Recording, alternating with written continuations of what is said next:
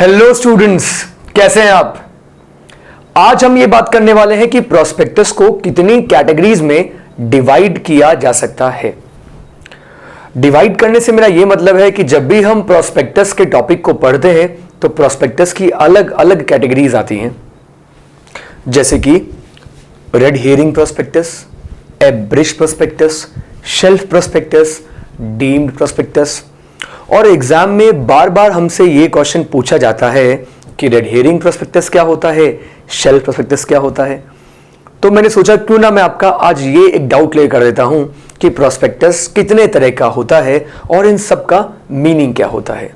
देखिए, फर्स्ट जो प्रोस्पेक्टस है उसका नाम है रेड हेरिंग प्रोस्पेक्टस। इसका नाम पता है रेड हेरिंग क्यों पड़ा? रेड हेरिंग नाम पढ़ने के पीछे एक लॉजिक है, वो लॉजिक है फिश।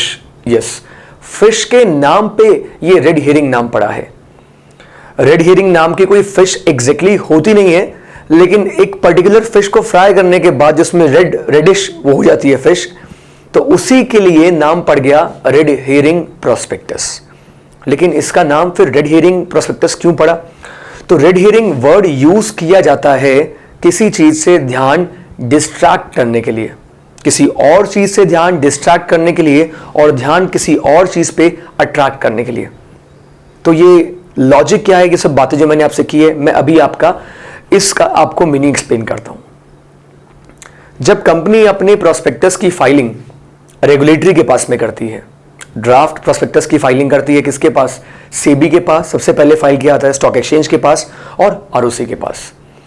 तो कंपनी इन्वेस्टर्स को अट्रैक्ट करने के लिए एक प्रोस्पेक्टस को यूज करती है, जिस प्रोस्पेक्टस का नाम होता है रेड हेरिंग प्रोस्पेक्टस।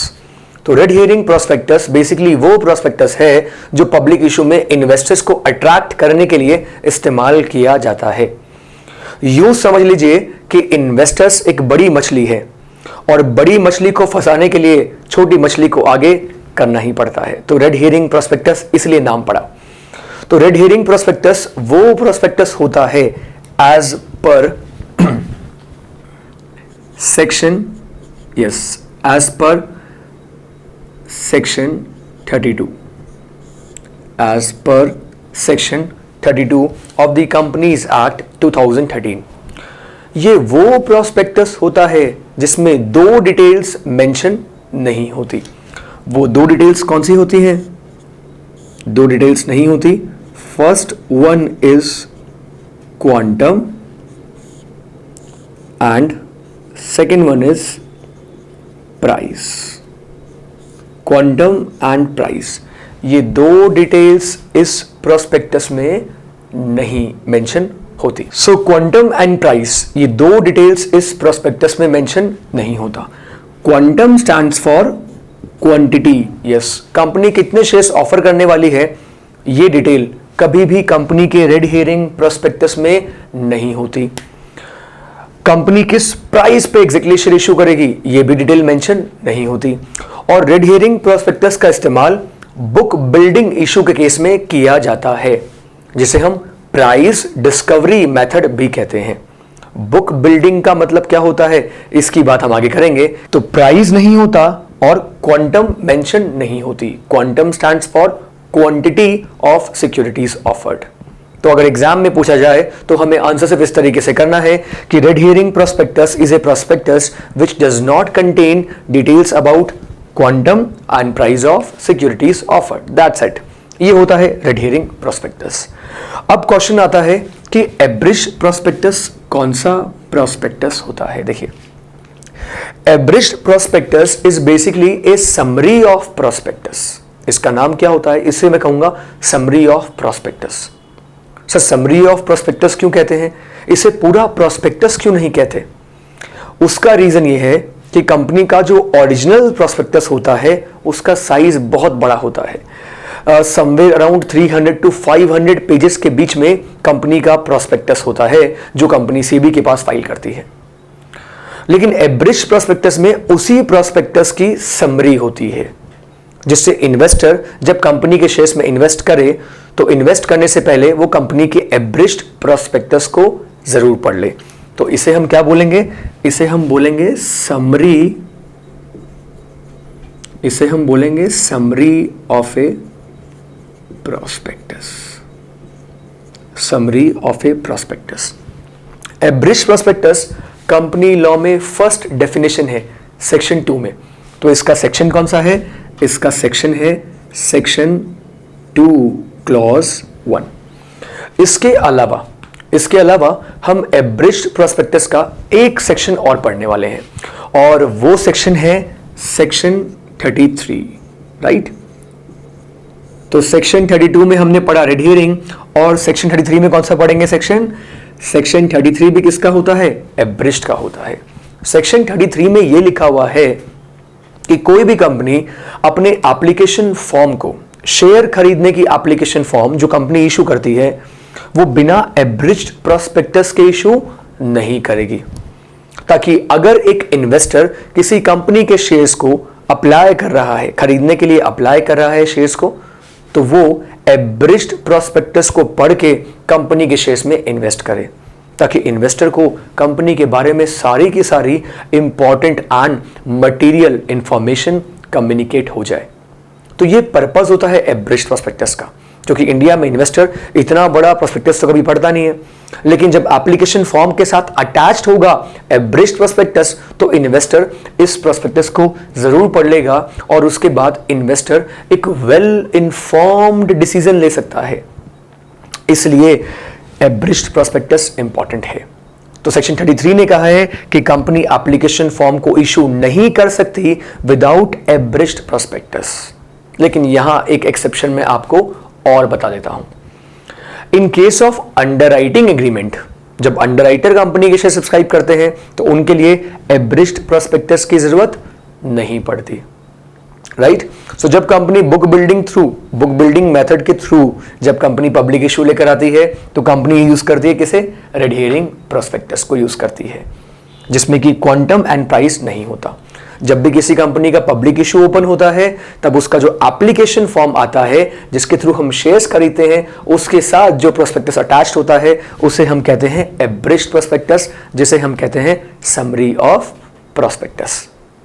अब आगे बात करते हैं कि शेल्फ प्रोस्पेक्टस किसे कहा जाता है। सो अब बात करते हैं कि शेल्फ प्रोस्पेक्टस किसे कहा जाता है।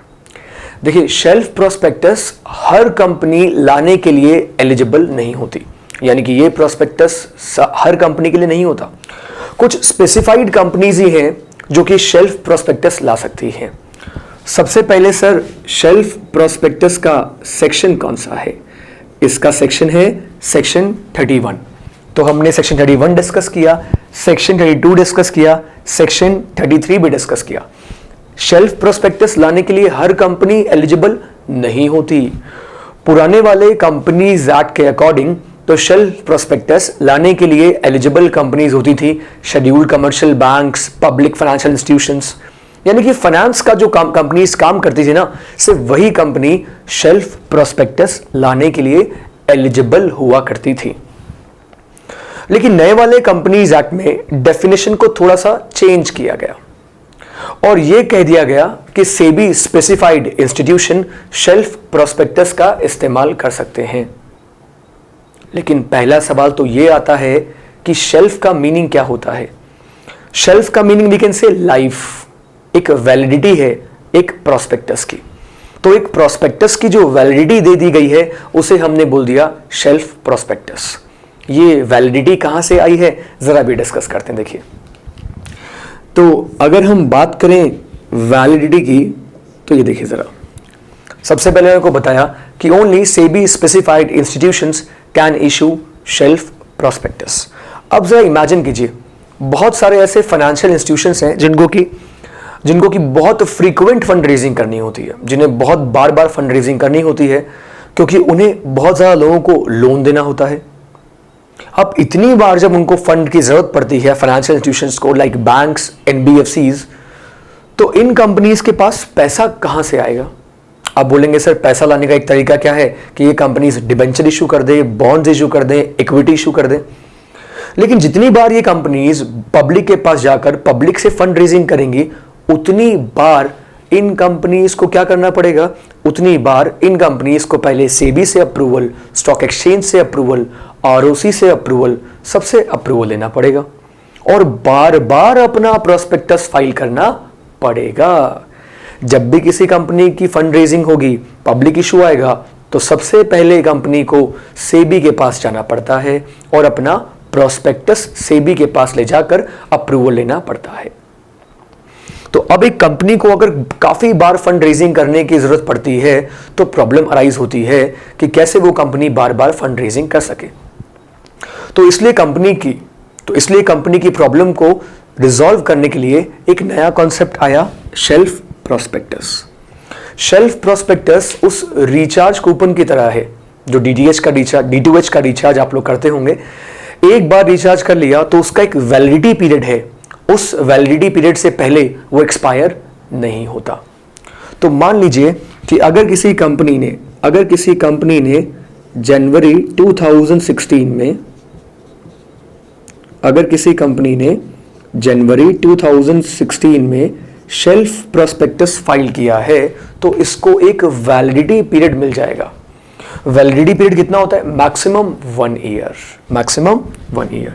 सो वी कुड से जनवरी 2017 तक का कंपनी के पास अब एक वैलिडिटी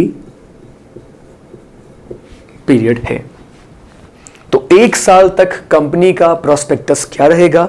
कंपनी का प्रोस्पेक्टस जिसकी फाइलिंग की गई इन जनवरी 2016, लेकिन वो वैलिड कब तक रहेगा? वो वैलिड रहेगा मैक्सिमम 1 ईयर। तो इस 1 साल के बीच में कंपनी जितनी बार चाहे उतनी बार फंड रेजिंग कर सकती है, और जितनी बार चाहे उतनी बार फंड रेजिंग कर सकती है, और कंपनी को अब बार बार नया प्रोस्पेक्टस फाइल करने की जरूरत नहीं पड़ेगी। तो फॉर एग्जाम्पल कि कंपनी ने इसे जनवरी में फाइल किया,